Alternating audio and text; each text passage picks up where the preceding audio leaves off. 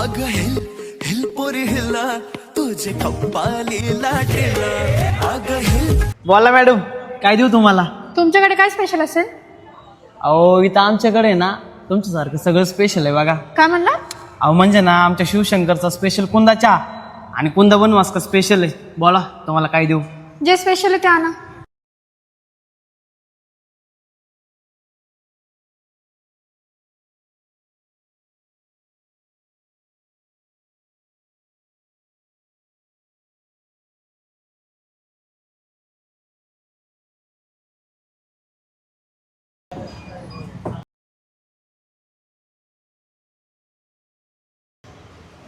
बोला मॅडम. लक्ष कुठे आहे तुझं?